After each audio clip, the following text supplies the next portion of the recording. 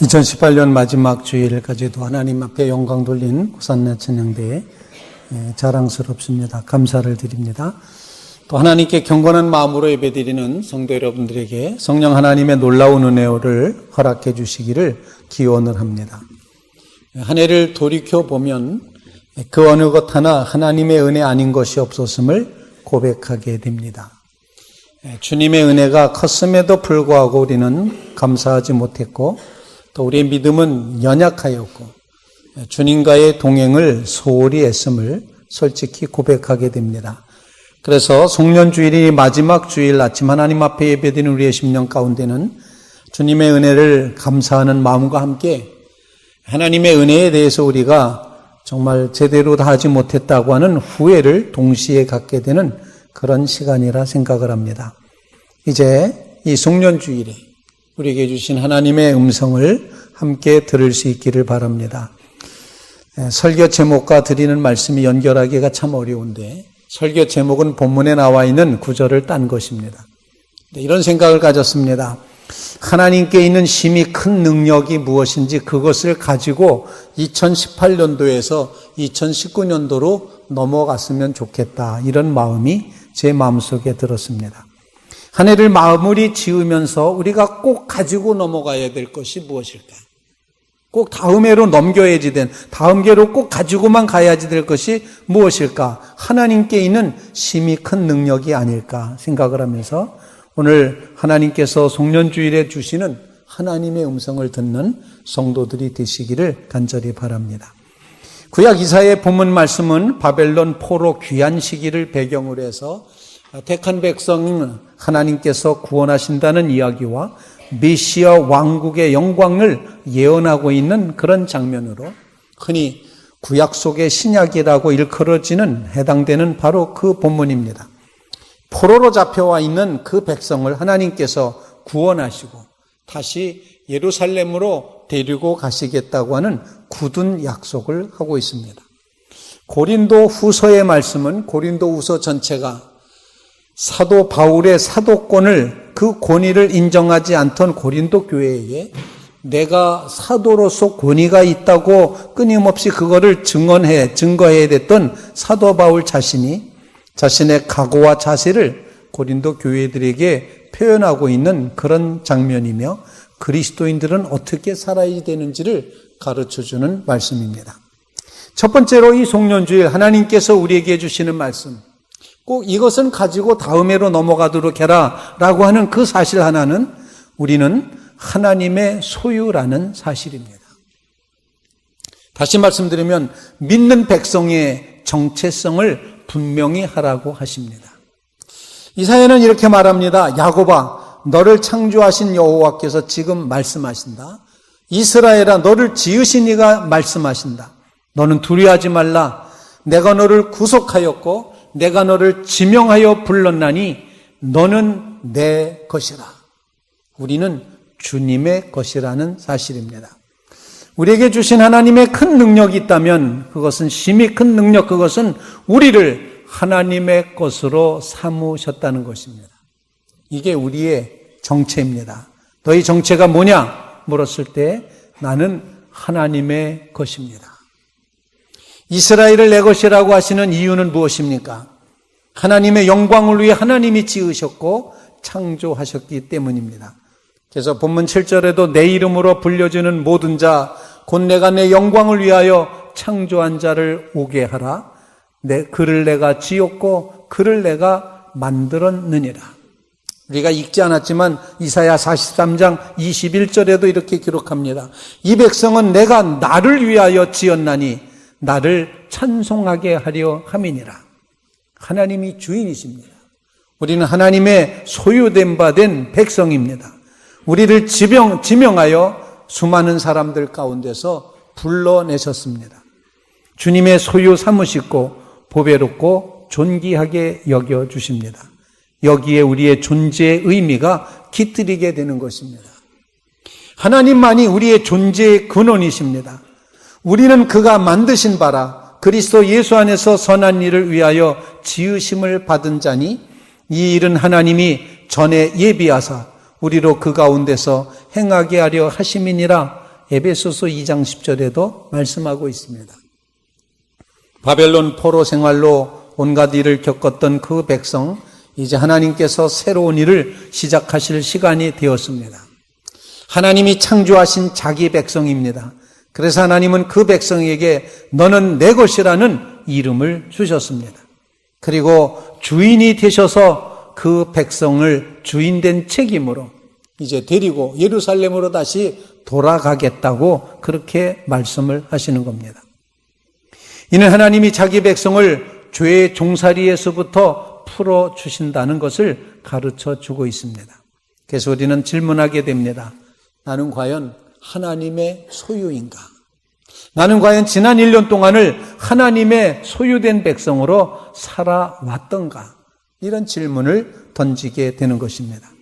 심히 큰 능력인 하나님의 것으로 삼아주신 이 심히 큰 능력, 주님의 것이라는 이 확신을 가지고, 이 확신의 이 정체성을 가지고, 이 신분을 가지고 2018년도에서 2019년도로 넘어가는 성도들이 되시기를 주님의 이름으로 부탁을 드립니다. 2018년도 마지막 주일을 지나면서 다시 한번 다짐해야 될 것, 그것은 바로 우리가 주님의 소유라는 것입니다. 주님의 소유임을 믿고 주님을 주인으로 모심으로 우리 모든 것이 주님께 있음을 이제 고백하면서 주님이 주인이시다, 이 고백의 마음으로 새로운 해로 나아가시게 되기를 간절히 바랍니다. 사도 바울도 그리스도인의 정체성을 분명히 하고 있습니다. 그것은 바로 질그릇처럼 깨어지기 쉬운 우리이지만 우리 속에 보배가 담겨 있다고 말합니다. 우리가 이 보배를 질그릇에 가졌으니 이는 심히 큰 능력은 하나님께 있고 우리에게 있지 아니함을 알게 하려 함이라, 이렇게 표현을 하고 있습니다. 연약한 질그릇, 깨어지기 쉬운 질그릇, 그러나 우리 속에 보배가 담겨 있습니다. 이 보배로 말미암아 우리의 가치가 결정됩니다. 우린 마치 이렇게 도자기처럼 만든 그런 단지와 같다고 생각을 합니다. 술이 담기면 그걸 우리는 부르기를 술단지라고 말합니다. 꿀이 담기면 꿀단지라고 말합니다. 보물이 담기면 보물단지라고 말합니다. 보문표어처럼 예수님의 생명이 담겨 있으면 예수단지가 되는 것입니다. 이것은 결코 우리 자격으로 되는 것이 아닙니다. 일방적이고 무조건적인 하나님의 은혜로 예수 생명을 간직한 하나님의 자녀, 하나님의 것이 되었습니다. 이제 우리는 자연인이 아닙니다. 우리는 예수님을 떠나서는 존재할 수 없는 존재가 되었습니다. 우리는 그야말로 하나님의 것입니다. 하나님의 소유입니다.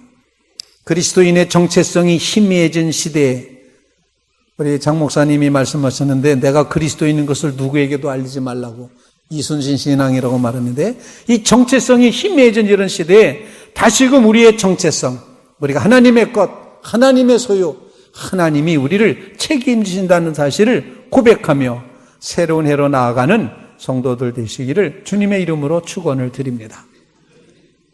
둘째로 송년주일 하나님께서 우리에게 주시는 말씀은, 우리는 하나님의 크신 능력 안에서 보호받고 있다는 사실을 기억하면서 하나님의 보호를 가지고 새해로 나아갈 수 있게 되기를 간절히 바랍니다. 내가 물 가운데로 지날 때 내가 너와 함께 할 것이라, 강을 건널 때 물이 너를 침몰하지 못할 것이며, 내가 불 가운데로 지날 때 타지도 않을 것이요 불꽃이 너를 사르지도 못하리니 대저 나는 너의 여호와 네 하나님이다 라고 말씀을 하십니다. 불시험, 물시험, 이스라엘이 직면하게 될 이 놀라운 환난들 있을지라도 불시험도 넘어갈 수 있고 물시험도 침몰하지 못하게 될 것이다. 이스라엘 백성이 출애굽할 당시에 홍해에서 경험했던 것이 물시험이었습니다. 그러나 육지같이 건너게 하셨습니다. 바벨론 포로로 붙잡혀가 있던 다니엘의 세 친구가 풀무불 가운데 던져졌습니다. 그런데 하나도 타지 않고 그들이 살아날 수 있었습니다. 불이 사르지도 못하도록 그렇게 보호해 주셨습니다. 불같은 시험, 물같은 시험에서 보호하시고 구원해 주신다. 그러므로 하나님은 환난 날에 만날 큰 도움이시라. 하나님은 우리의 보호자시고 하나님은 우리의 피난처 되신다. 그러므로 보호하시고 도우시는 하나님을 의지하며 나가시기를 주님의 이름으로 부탁을 드립니다. 이사야는 선민을 향한 하나님의 보호하심을 소개합니다. 왜 하나님이 이처럼 보호하시고 사랑하시는가? 이스라엘을 창조하셨고 조성하셨습니다. 이스라엘을 구속하셨습니다. 그 백성을 지명하여 부르셨습니다. 물과 불 가운데 그렇기 때문에 지켜주십니다. 두려워하지 말라고 말씀하십니다. 그 백성을 보배롭고 존귀하게 여겨주시며 언제나 함께해 주시겠다고, 그리고 잡혀간 모든 곳에서부터 흩어져 있는 모든 백성 사방에서 불러서 다시 예루살렘으로 데리고 가시겠다고, 귀환하게 하시겠다고 말씀을 하고 있습니다. 다양하고 풍성한 하나님의 은혜와 사랑을 체험한 사람들, 구원자가 오직 하나님 한 분이시라는 고백을 하게 될 때, 그때 하나님은 우리를 보호해 주십니다. 지켜 주십니다. 낮에 해가 상하지 않도록, 밤의 달이 해치 못하도록 우리를 지켜 주십니다. 여호와는 너를 지키시는 이시라. 하나님의 능력으로 하나님 자신의 일꾼을 분명히 보호해 주시는데, 성도 여러분들을 보호해 주실 줄로 분명히 믿습니다. 하나님의 보호하심이 우리를 뒤따라온다. 그러므로 우리를 보호해 주시는 이 하나님의 보호를 의지하며 새로운 해로 나아가시기를 간절히 바랍니다.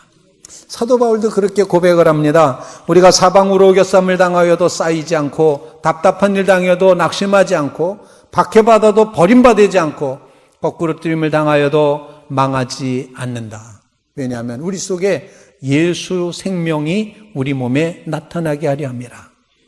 우겨쌈을 당합니다. 답답한 일 만납니다. 핍박을 받습니다. 질그릇같이 연약한 존재여서 환난을 당해 절망할 수밖에 없는 상황 속에서도 하나님의 보호하심은 여전하다는 것입니다. 그러므로 절망하지 않습니다. 그러므로 망하지 않습니다. 복음의 보배를 간직한 자에게는 특권이 있습니다. 그것은 바로 원수 마귀에 대해서 반드시 승리한다는 사실입니다. 우리를 괴롭히고 속박하려고 발버둥치는 원수 마귀가 있어도 결코 우리를 해치지 못합니다. 왜냐하면 하나님께서 이미 복음을 소유한 성도들을 어떤 위험에서부터 건지시고 어떤 어려움에서부터도 보호해 주실 것이기 때문입니다. 그러므로 여러분, 낙심하지 마시기를 바랍니다. 버림받거나 망하지 않습니다. 우리를 보호하시는 하나님으로 말미암아 반드시 승리하게 될 것입니다. 이미 주님께서 다 당하셨습니다. 그리고 주님이 능히 이기셨습니다. 그리고 우리를 보호해 주십니다. 그러므로 하나님의 보호하심을 믿고 담대함으로 나가는 성도들이 되시기를 주님의 이름으로 축원을 드립니다. 올해도 보호해 주신 하나님, 2019년도에도 보호해 주실 줄로 분명히 믿습니다. 런던의 한 사거리 한복판에 갑자기 요란한 교통정리가 이루어졌습니다. 하얀 장갑을 낀 교통순경이 매우 근엄한 표정으로 오가는 모든 차량을 정지시킵니다. 그리고 길을 건너는 모든 사람들을 멈추게 했습니다. 사람들은 금방 생각했습니다. 여왕의 행렬인가 보다 생각하며 구경하기 위해서 모여들었습니다. 멈춘 차 안에 있었던 사람들도 창문을 열심히 내리고 고개를 빼서 여왕이 지나가나 하면서 열심히 이제 구경하기 위해서 고개를 내밀고 있습니다. 그런데 뜻밖의 그 행렬은 여왕의 행렬이 아니라 어미 오리를 따라가는 새끼 오리들 7마리에 아장아장 횡단하는 그런 행렬이었습니다. 어미 오리가 앞장서고 7마리의 새끼 오리가 어미 오리를 따라서 아장아장 건너는 것입니다. 오늘 예배드리기 전에 찬양대 연습하시는데 지휘자 권사님이 누가 아장아장 걷는다고 계속 말씀하셨는데, 아장아장 걷는 오리, 그것을 보호하기 위해서 교통순경이 모든 교통을 멈추고 그리고서 이제 지나가게끔 했습니다. 사람들이 화를 내거나 불평하거나 하지 않았습니다. 그렇게 건너가고 있는 오리의 때를, 오리의 행렬을 바라다보면서 빙그레 웃습니다. 오리가 보호받은 것처럼 우리 하나님은 어쩌면 온 세상을 멈추게 하시고도 우리를 보호하실 수 있다. 이 믿음을 가지시고 오래 한 하나님의 보호해 주셨고 지켜주셨는데, 물시험 불시험 막아주셨는데, 우리를 보호하신 하나님, 선한 목자 되신 하나님의 보호하심을 믿고 2018년도를 넘어 2019년도로 전진해가는 믿음의 성도들 되시기를 주님의 이름으로 축원을 드립니다. 셋째로, 송년주일 하나님께서 우리에게 주신 말씀은, 우리는 여하튼 예수 그리스도로 말미암아 하나님의 구속을 받은 자라는 사실을 가르쳐주고 있습니다. 이 세상을 향해 우리가 외칠 선포는 이것입니다. 우리는 하나님이 구속하신 백성이다. 우리는 하나님의 것이고 우리는 구원받았다. 하나님이 우리를 구속하셨다. 구속이라는 단어를 가알이라는 히브리어로 사용하고 있는데, 이 단어는 노예시장에서 사용되던 언어였습니다. 노예시장에 가서 노예를 삽니다. 노예나 종을 그 원래의 주인에게서부터 충분한 대가를 다 치르고 매매가 이루어져서 노예를 삽니다. 그래서 그 노예를 산 다음에는 그 노예를 그냥 노예로 또 부리는 것이 아니라 그 노예를 풀어 자유하게 해주고 해방시켜주는 것, 이제는 노예가 아니다. 값을 다 주고 당신을 샀으니 당신은 이제부터 자유롭게 나가서 살라고 해방시켜줍니다. 바로 그것을 구속, 가알이라는 단어로 설명을 하는 것입니다. 이와 같은 역사가 하나님께서 과거 이스라엘의 장자들을 속량물로 하여서 출애굽할 때 그 백성을 해방시키시고 구원해 내셨습니다. 자기 소유, 자기 백성 삼으셨습니다. 이제 또한 열방의 다른 나라들을 속량물로 삼으시면서 오늘 본문에 있는 대로 구스와 스바를 너를 대신하여 주겠다고 말씀하시면서 바벨론의 압제에서부터 해방시키고 자기 백성으로 삼으십니다. 하나님께서는 오늘날의 성도들을 구속하시기 위해서 당신의 독생자 예수 그리스도를 속량물로 삼으셔서 죄의 대가를 치르게 하셨습니다. 하나님의 사랑이 우리에게 이렇게 나타낸 바 되었으니, 하나님이 자기의 독생자를 세상에 보내심은 그로 말미암아 우리를 살리려 하심이라. 사랑은 여기 있으니 우리가 하나님을 사랑한 것이 아니라 하나님이 우리를 사랑하사 우리 죄를 속하기 위하여 화목제물로 그 아들을 보내셨음이라. 내가 내 눈에 보배롭고 존귀하며 내가 너를 사랑하였은즉 내가 내 대신 사람들을 내어주며 백성들이 내 생명을 대신하느니 두려워하지 말라. 열방을 속량물로 주시며 이스라엘을 구속하여 내신 하나님, 그래서 그 백성을 보배롭고 존귀하게 여기신다는 사실을 선포하고 있습니다. 본래는 보배롭고 존귀한 존재가 아니었지만 하나님께서 그와 같이 여겨주셨습니다.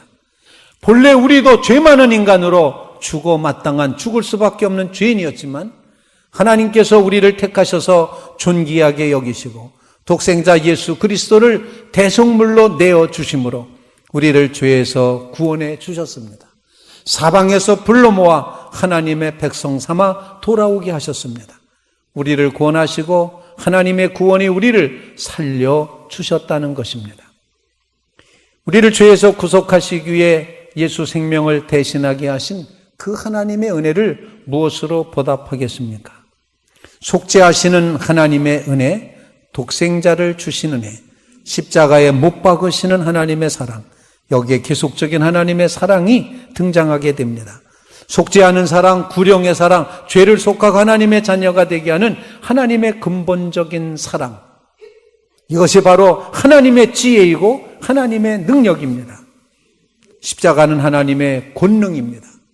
하나님은 이 같은 연약함을 통해서 하나님의 사랑을 우리에게 나타내 보여주셨습니다. 베들레헴 마구간에 오신 아기 예수, 이 성탄의 사건 안에서 우리를 사랑하시고 십자가에서 또한 독생자를 내어주시기까지 우리를 대속하시는 주님의 사랑, 십자가를 지기까지 십자가와 함께 십자가 안에서 하나님의 사랑을 보여주셨습니다. 그런즉 이 일에 대하여 우리가 무슨 말하리요? 만일 하나님이 우리를 위하시면 누가 우리를 대적하리요? 자기 아들을 아끼지 아니하시고 내어주시니가 어찌 그 아들과 함께 모든 것을 우리에게 은사로 주시지 않겠느냐? 누가 능히 하나님의 택하신 자들을 고발하리요?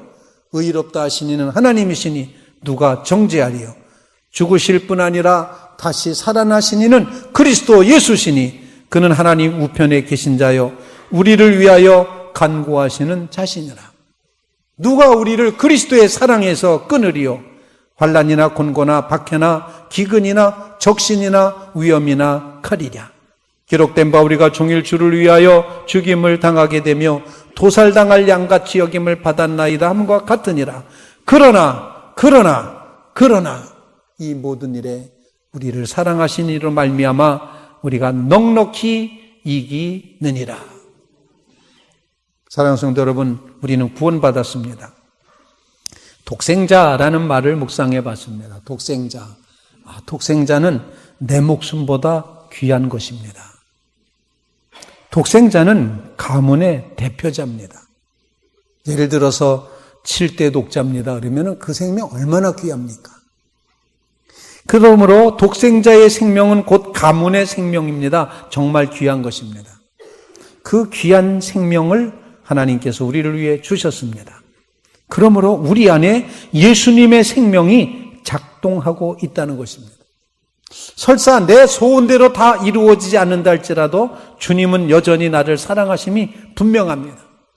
비록 나는 가난하고 병들고 실패해도, 아니 오늘 죽는다 해도 하나님이 나를 사랑하신다는 사실은 너무나도 분명합니다.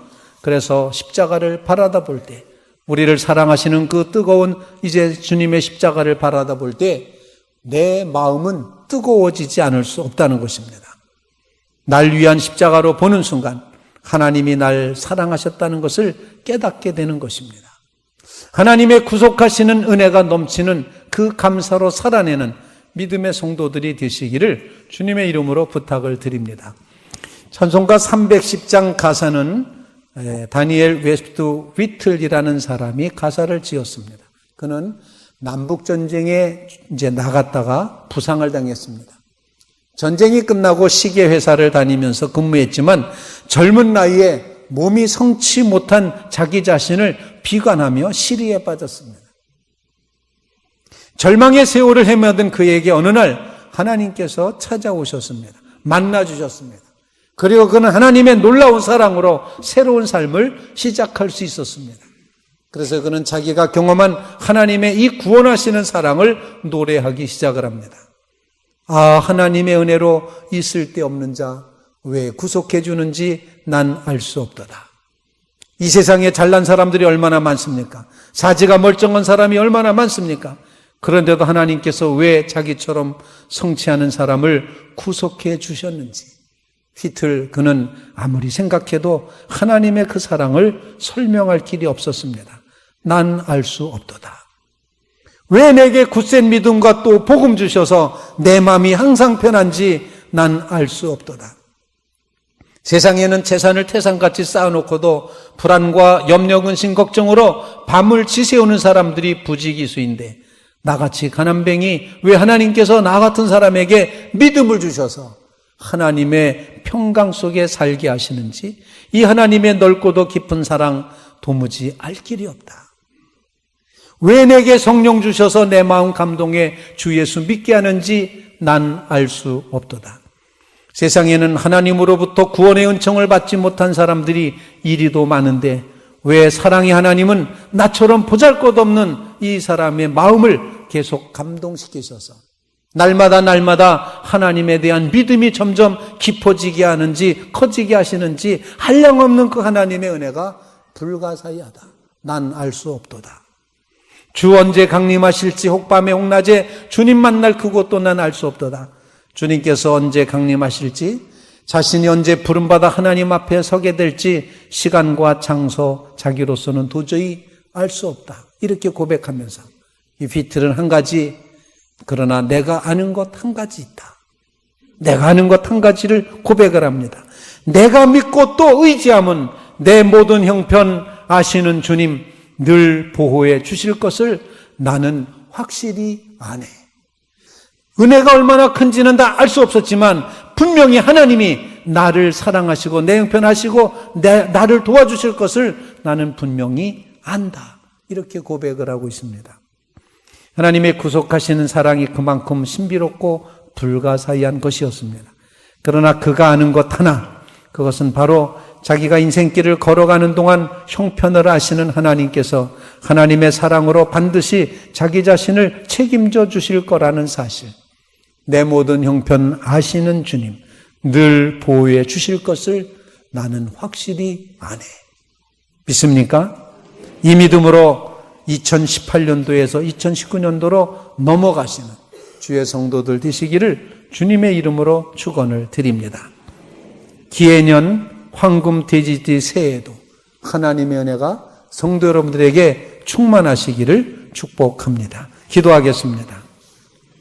걸어가신 하나님, 주님의 큰 능력을 가지고 새해로 넘어가기를 원합니다. 우리가 하나님의 것임을 다시 한번 확인하게 도와주시옵소서. 하나님의 보호가 얼마나 우리에게 밀착되어 있는지 그 보호하심을 의지하며 살게 하여 주시옵소서. 우리는 십자가의 은혜로 구원받은 백성이오니 이 구원의 감격을 가지고 나아가게 하여 주시옵소서.